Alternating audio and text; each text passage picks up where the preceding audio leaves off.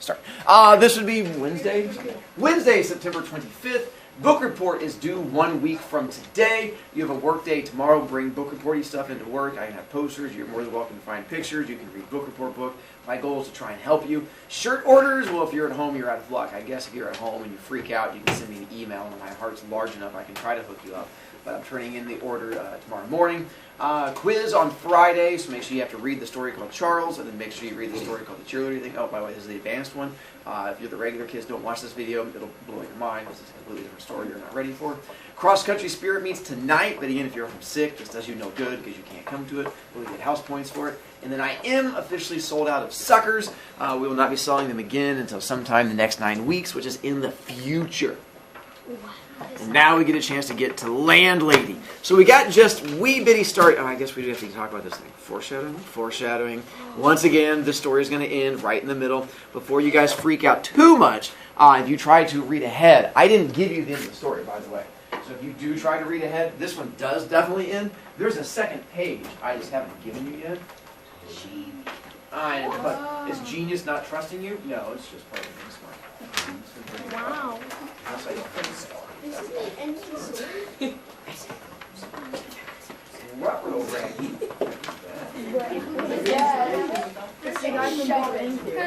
Whatever the opposite of big brain is. Small brain. Almost big brain. You make it sound so easy. I'm almost Mr. Brovicast part size brain. Oh, what does that mean? Hey, he says it himself. He said it's the size of a walnut. Walnut is pretty small. That's huge. I know. But the heart is this big. Are you okay? That's what kind of thing. Cinnamon. Stuff on my sweatshirt. That's not cinnamon. Cinnamon. Here, I got it. I wanted this. Me. You stop me. Hey, we're back. My fault on that one. Now I have end of story I can taunt kids with. All right. So now back to you guys. We have Sit down. main character in story, and who's main character in story? Billy Weaver. Billie Jean. Billie Eilish. I'm not sure how you think the camera works, but you can walk by this area and it doesn't see you at all. That's why I set it up. That way it doesn't catch any kids in struggle town. I don't want to have people in struggling, so you just walk right by. Why can't we be in the video? Well, once again, I don't want the creepers to come I want after to you. be special. They just come right out of it. You said that we were special.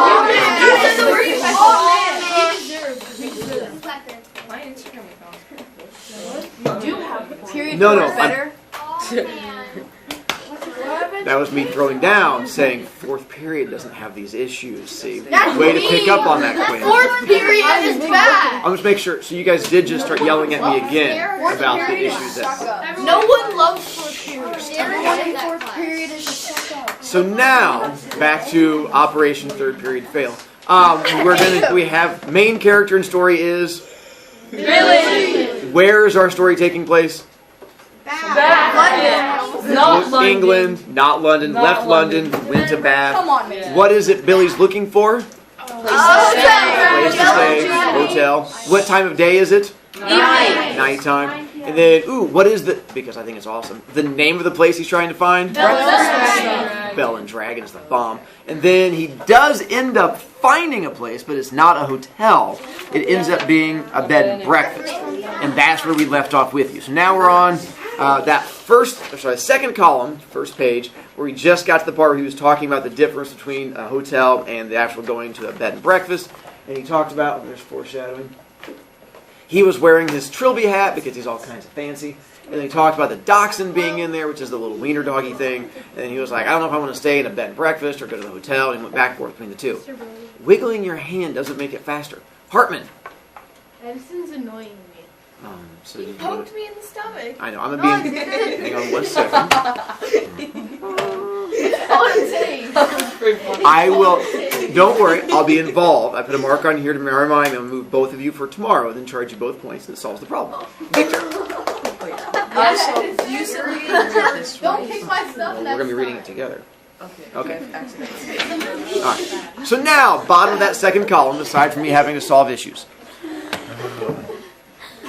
After dithering about like this in the cold for 2 or 3 minutes, Billy decided that he'd walk on and take a look at the Bell and Dragon before making up his mind. He turned to go. Now a queer thing happened to him. He was in the act of stepping back and turning away from the window when all at once his eye was caught and held in the most peculiar manner by the small notice that was there. Bed and breakfast, it said. Bed and breakfast.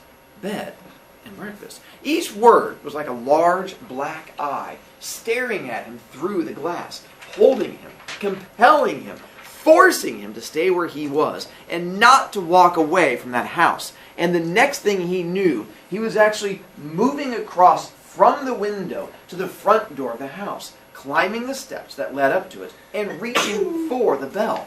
Gesundheit. He pressed the bell.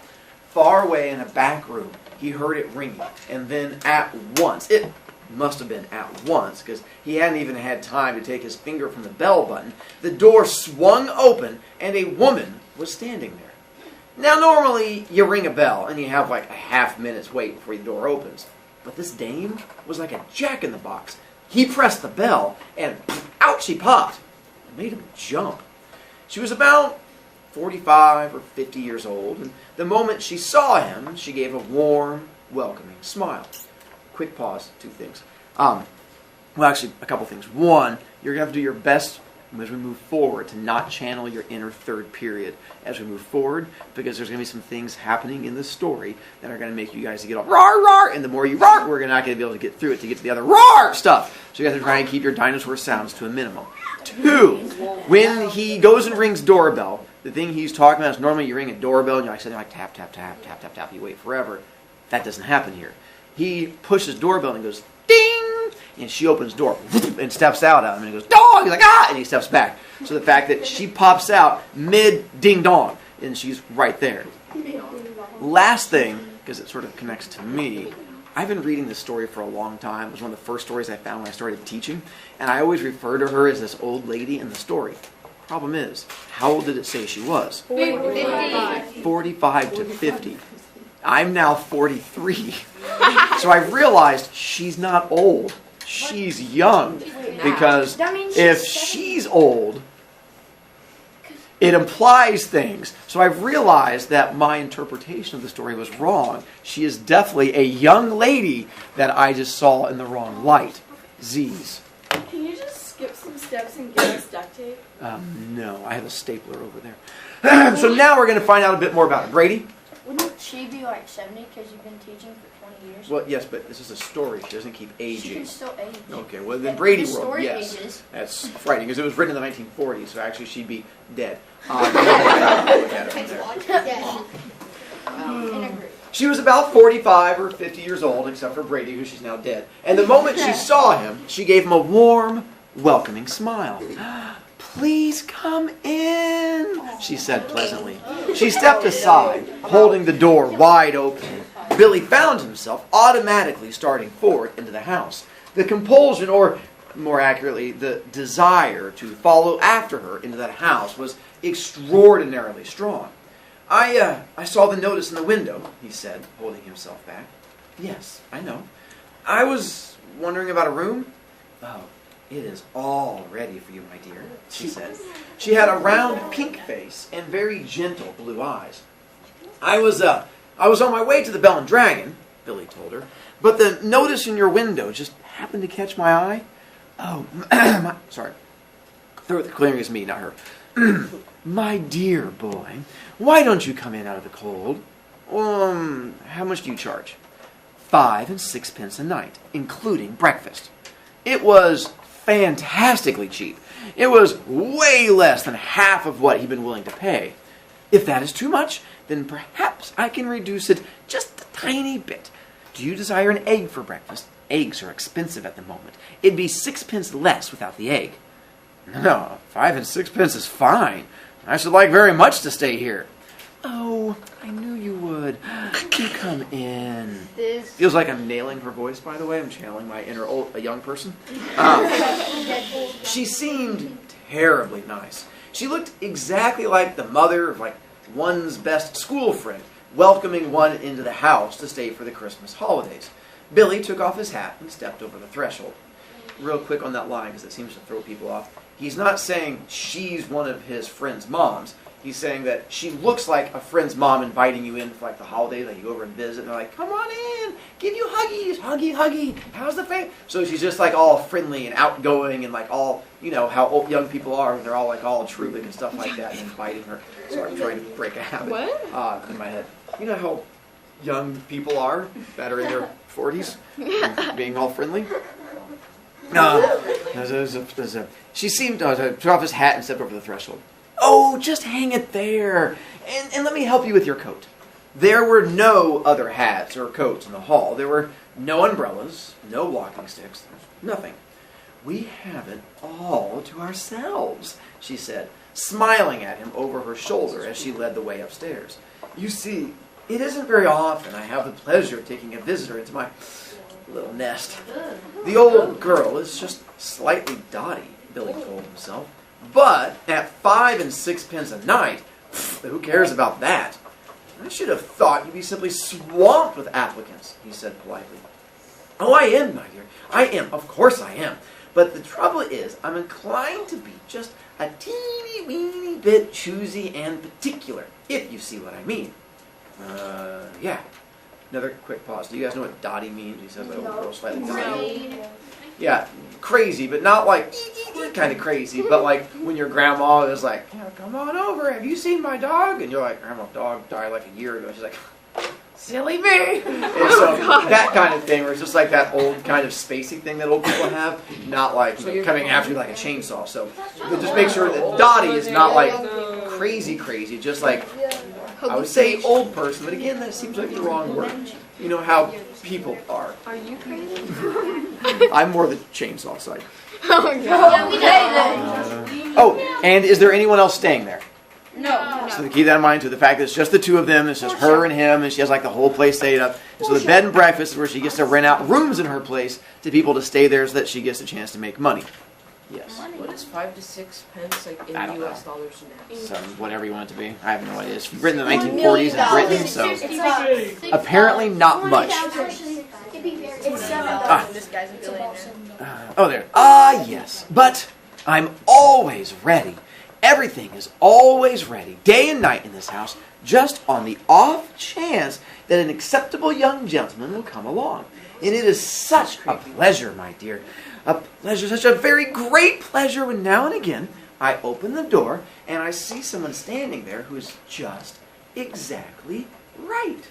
She was halfway up the stairs and she paused with one hand on the stair rail, turning her head and smiling down at him with pale lips.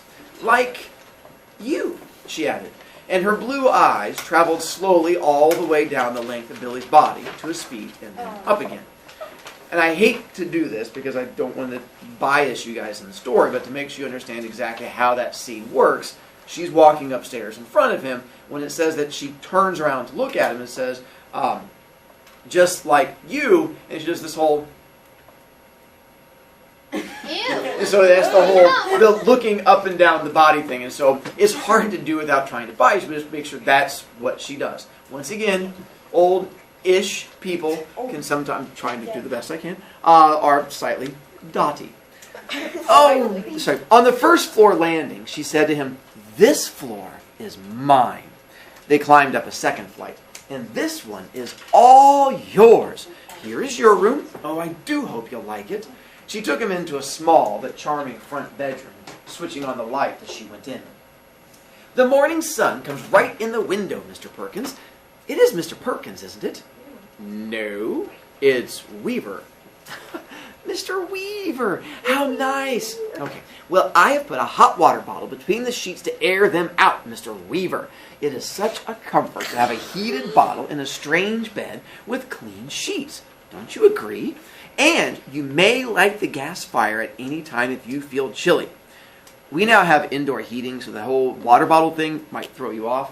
But back in the day, before you had like good heated blankets and good indoor heating, and you didn't want to have a cold bed in like the wintry times, you would have this thing called a hot water bottle. And it was like a giant, really thick water balloon that you would pour boiling water into. And there was like a cork that went into the end, and then you'd put it in your sheets, and it would radiate heat and then make like your sheets all nice and cozy when you went into it. Plus, the rubber would protect your feet so you didn't burn yourself, but it's made like a nice little warm thing, like cuddling like a little warm puppy in the bed.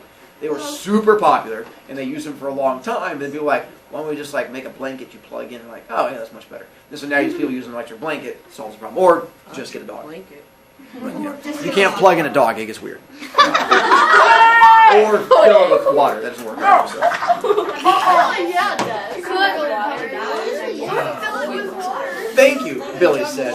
Thank you ever so much. He noticed that the bedspread had been taken off the bed and that the sheets had been neatly turned back on one side, all ready for someone to get in. I am so glad you appeared, she said, looking earnestly into his face. I was beginning to get worried. Oh, that's all right, Billy answered brightly. You mustn't worry about me. He put his suitcase on the chair and started to open it. What about supper, my dear? Did you manage to get anything to eat before you came here? Oh, I'm not a bit hungry, thank you. I think I'll just go to bed as soon as possible, because tomorrow I've got to get up rather early and report to the office. Well, very well then. I'll leave you now so that you can unpack. But before you go to bed, would you be kind enough to pop into the sitting room on the ground floor and sign the book? Everyone has to do that because it's the law of the land. And we don't want to go breaking any laws at this stage in the proceedings, do we? She gave him a little wave of the hand and then went quickly out of the room and closed the door. The book, again, those of you who are not 18 yet and don't go out and stay in hotels, anytime that you stay somewhere like that for like tax purposes, they have to keep track of who stays there. So it's like a ledger book. And so you sign it like the night you stay, and then you have to turn it in for taxes and stuff like that. So that's what she's talking about. You have to sign the book so we can keep track of who stays here, because I don't want to have to break the law, because, you know, popos. Now, the fact that his landlady, because she runs this place, they call her the landlady. Now, the fact that his landlady appeared to be slightly off her rocker didn't worry Billy in the least. After all, she was not only harmless, there was no question about that, but she was also quite obviously a kind and generous soul. He guessed that she had probably lost a son in the war or something like that, and had never gotten over it. Off her rocker means, Insane. once again, not crazy, but, you know, just like the Dottie thing. And then two, when it talks about the war, goes back to me talking to Brady, this was written like during the 1940s. You know what war happened in the 1940s? World War II. And so the idea, he thinks that she probably lost a son or something in the war, and that might be why it made her sort of like off, because you know how oldish people get. Yes, wiggle fist. Okay. It says like something that like she's harmless, there was no question about that. Is that foreshadowing? I can't give an answer like that. That'd be crazy. So, a few minutes later, after unpacking his suitcase and washing his hands, he trotted downstairs to the ground floor and entered the living room. His landlady wasn't there, but the fire was glowing in the hearth, and the little dachshund was still sleeping in front of it. The room was wonderfully warm and cozy. I'm a lucky fellow, he thought, rubbing his hands. This is a bit of all right. He found the guest book lying open on the piano, so he took out his pen and wrote down his name and address. There were only 2 other entries above his on the page, and as one always does with guest books, he started to read them. One was a Christopher Mulholland from Cardiff. The other was Gregory W. Temple from Bristol. That's funny, he thought suddenly. Christopher Mulholland. That rings a bell. Now, where on earth had he heard that rather unusual name before? Was he a boy at school? No.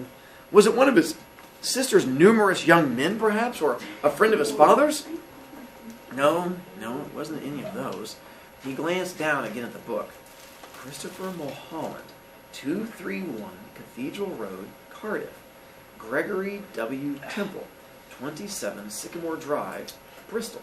As a matter of fact, now that he came to think of it, he wasn't at all sure that the second name didn't have almost as much of a familiar ring about it as the first one did. Gregory Temple, he said out loud, searching his memory. Christopher Mulholland. Such charming boys! A voice behind him answered, and he turned and saw his landlady sailing into the room with a large silver tea tray in her hands. She was holding it well out in front of her, and rather high up, as though the tray were a pair of reins on a frisky horse. Yeah, they sound somehow familiar, he said. They do? How interesting. I'm almost positive I've heard those names before somewhere. Isn't that queer? Maybe it was in the newspapers. They weren't famous in any way, were they? I mean, famous cricketers or footballers or something like that.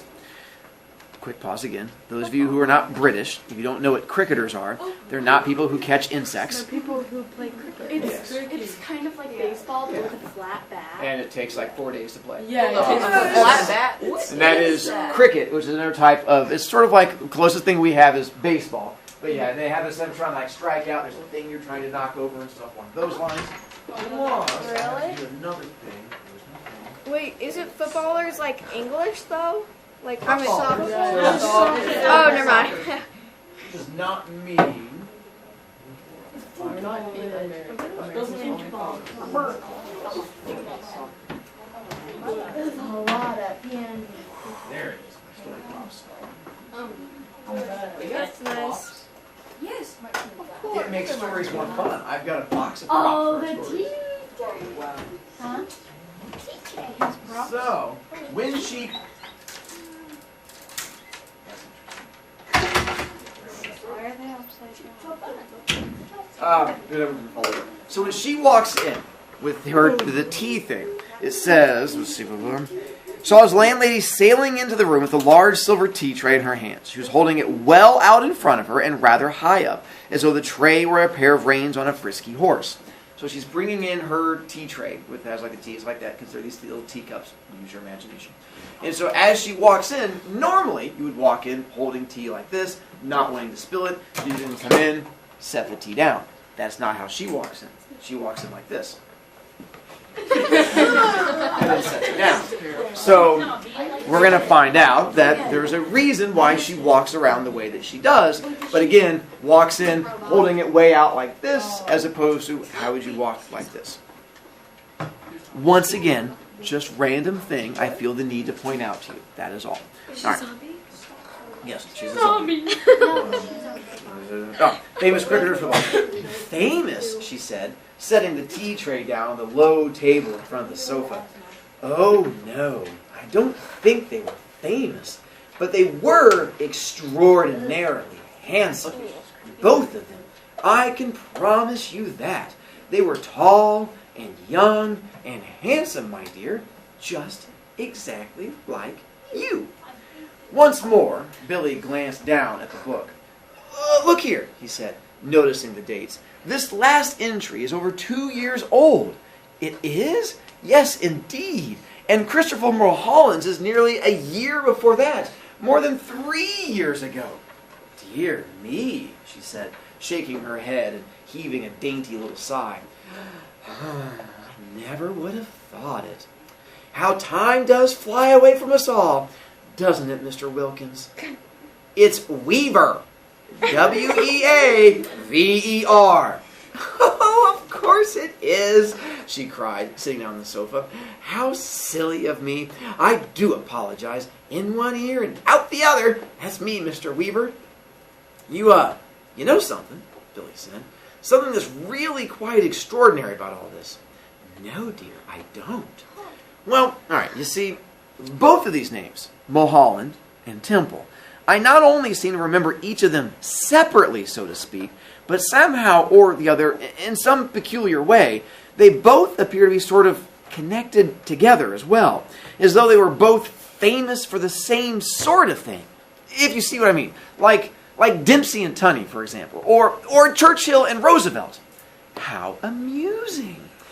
Come over here now, dear, and sit down beside me on the sofa, and I'll give you a nice cup of tea and a ginger biscuit before you go to bed. Aside from the way I say ginger biscuit, Dempsey and Tunney, a thing, people I'm guessing you don't know, but they were these famous boxers, and they had this huge boxing match. So almost any time you heard Dempsey or Tunney, their names were always put together. Dempsey and Tunney, because it was a great big thing. So he says whenever he hears those names of Mulholland and Temple, he's like, their names seem to go together for some reason. The other one he mentions is Churchill and Roosevelt. Those are ones you should know. Winston Churchill. Yeah, going back to the whole World War II thing, Churchill led England, then Roosevelt led America. So there's those two names on that one too. So you have Churchill and Roosevelt from there. All right. So he's saying he connects both of them together, but she says, no, come over here now, dear. Sit down beside me on the sofa. I'll give you a nice cup of tea and a ginger biscuit. And by the way, biscuit is like a little cookie. Yeah, you guys never been to KFC? For those of you who know your Britishness. Oh, you really shouldn't bother, Billy said. I didn't mean for you to do anything like that. He stood by the piano, watching her as she fussed about with the cups and saucers. He noticed that she had small, white, quickly moving hands and red fingernails. I'm almost positive it was in the newspapers that I saw them. Oh, I'll think of it in a second. I'm sure I will. There's nothing more tantalizing than a thing like this, which lingers just outside the borders of one's memory. He hated to give it up. Now, okay, wait a minute. Wait just a minute. Mulholland. Christopher Mulholland. Wasn't that the name of the Eton schoolboy who was on a walking tour through the West Country, and then all of a sudden, milk? Sugar?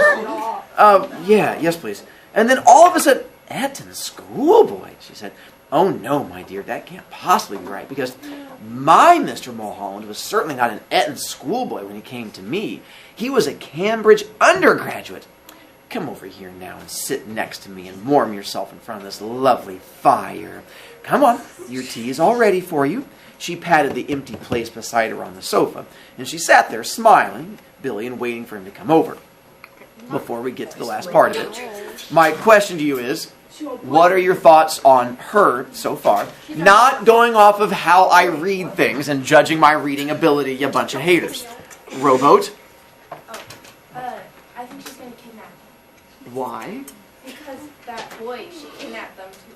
Do you have evidence aside from just you jabbing at your paper? He said that they were walking in the county and they must have disappeared or something. Tomorrow we'll finish the story and find out from there, because I am a horrible, horrible person. I think she's a murderer. Stop jabbing your paper at me. We'll find out tomorrow.